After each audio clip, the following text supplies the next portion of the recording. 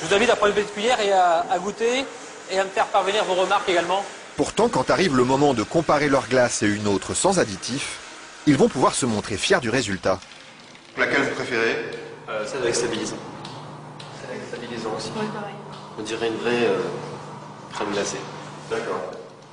Pour eux, il n'y a pas photo. Et pour le consommateur non plus. Mais que trouve-t-on exactement dans ces additifs qui permettent de fabriquer des produits light? Et sommes-nous suffisamment informés sur leur composition?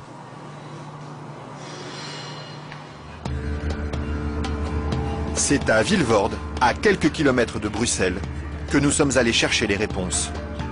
Au bout de cette zone industrielle se cache une usine très discrète, filiale d'un des plus grands groupes chimiques européens.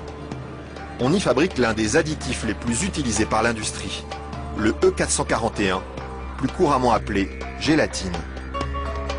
Et le responsable commercial de l'usine, Michel Vandenberg, n'est pas peu fier de nous montrer tout ce qu'on arrive à fabriquer avec son produit miracle. Alors je vais vous montrer quelques exemples des principales applications de la gélatine. On a naturellement le secteur alimentaire qui est l'application la plus importante au niveau mondial. Alors, vous avez ici tous les produits gélifiés. Le premier marché pour lui, ce sont les bonbons. Mais on trouve aussi sa gélatine dans des gélules pharmaceutiques, des pellicules photo et même des shampoings. Il y en a partout de produits finalement. Ben, ce serait pas mal qu'il y en ait partout. Mais pour ça, il faut produire toujours plus. Alors ici, l'usine tourne à plein régime. Et la fameuse gélatine de Michel Vandenberg, la voici qui sort, tout au bout de la chaîne.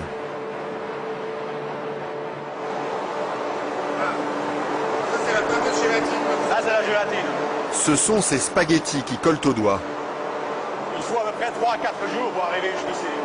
De la préparation de la matière première jusqu'à le séchoir ici. 3 ou 4 jours de transformation dans les entrailles d'une usine où ces immenses cuves remplies d'acide et d'eau bouillante font régner une moiteur tropicale.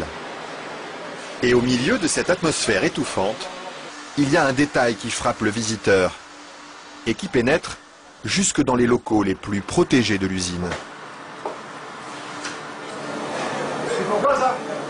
Ah, c'est les odeurs. Ça sent mauvais les films? D'accord, ça dépend.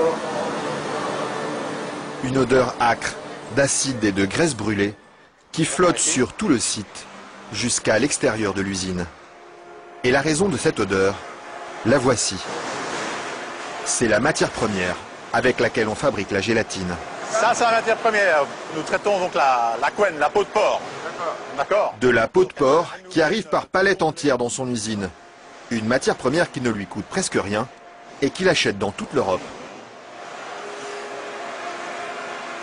Ceux-ci viennent de Hongrie. Ça vient de Hongrie, d'accord. Voilà. Et tous les jours, près de 150 tonnes de couenne de porc attendent dans ce hangar d'être dévorées par un monstre d'acier au nom évocateur, Dinosaurus.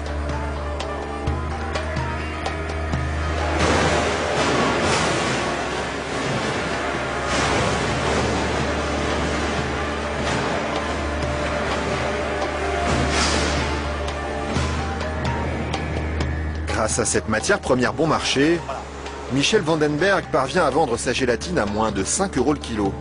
Un prix défiant toute concurrence qui lui ouvre sans cesse de nouveaux marchés. Et celui qui marche bien en ce moment, c'est justement le marché des produits light. Attendez, il ne faut pas filmer ça à 1 minute. Mais voilà, ceci, qui est un beurre allégé, 40%. Alors un fromage frais, 0% matière grasse. Et chez lui, on trouve même les plus grandes marques. En marque Danone, taille fine. Une mousse liégeoise de chez Auchan. Voilà, une mousse de la laitière. Alors un produit Weight Watcher, donc avec moins de matière grasse, donc pour stabiliser le produit, pour maintenir l'onctuosité des produits, on utilise la gélatine. Un produit que les industriels n'hésitent pas à utiliser en grande quantité. Le seul problème, c'est qu'ils oublient parfois de l'écrire sur les étiquettes. Quand on les regarde, on lit bien la mention gélatine, mais pas l'origine du produit. qu'ils mettent gélatine, mais ils disent pas quelle est l'origine de la gélatine. Pourquoi? Ils n'assument pas que ce soit fait à partir de porc. C'est quoi le problème qu'ils ont avec ça? Non, mais je veux dire... Non, parce que c'est un problème, c'est un sujet très sensible. Ouais. Parce qu'il y a quand même les minorités, les minorités musulmanes, juives et autres, qui éventuellement ont des problèmes avec ça. Mais ce serait bien justement de leur dire... Ça, je voudrais pas que... Oui, je sais bien, mais je sais pas s'il faut mettre ça dans l'émission. Mais c'est vrai que, bon... Parce que du coup, ils savent pas si c'est du porc ou de la vache. Du coup, comment ils font pour consommer? C'est ça le problème, il faudrait peut-être leur dire. Une question qui laisse Michel Vandenberg sans voix et à laquelle aucune marque de l'agroalimentaire n'a souhaité répondre, malgré nos nombreuses sollicitations. À croire que la gélatine de porc est un sujet sur lequel il préfère rester discret.